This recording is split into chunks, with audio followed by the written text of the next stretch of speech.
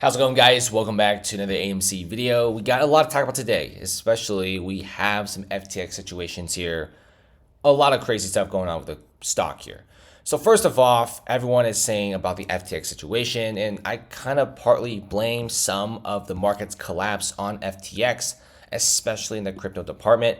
But FTX claimed to have 400 million AMC shares for lending and had zero. Okay, and their fraud was caught and a lot of people profit from it. And people are saying that people need to know about this because $400 million worth of AMC shares is a lot. That's not a small amount. I mean, the AMC market cap is only a few $1 billion, so it's not really that big. And just to add on top of that, people are saying that we could be seeing a massive short squeeze coming up. And I fully agree. All right, the short interest is exceptionally high. You still have a large amount of retail traders.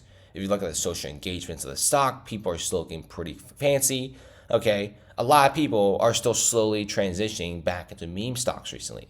Now, the borrow rates and borrow fees has also been changed by major brokerage firms, and that is going to be a lot more expensive to borrow stock to short. Okay, if you guys don't know what's going on, interest rates have been rising crazily high. And with higher interest rates like that, guess what? It gets more and more pricey to borrow shares. And guess what? The short interest is at 21.64%. That's very, very high. With a fifth of the shares being shorted, okay, we're also seeing a lot of these shorted shares being on margin. And margin also is heavily affected by higher interest rates. High interest rates equivalent to more money that they got to pay per month by borrowing money and borrowing shares. And that all really rotates back. It's kind of a game of who wants to quit first. If the apes quit first and sell all their share, that's perfectly cool.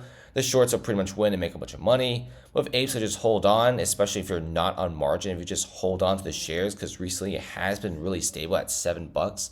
I mean, there's going to be a few guys out that capitulates.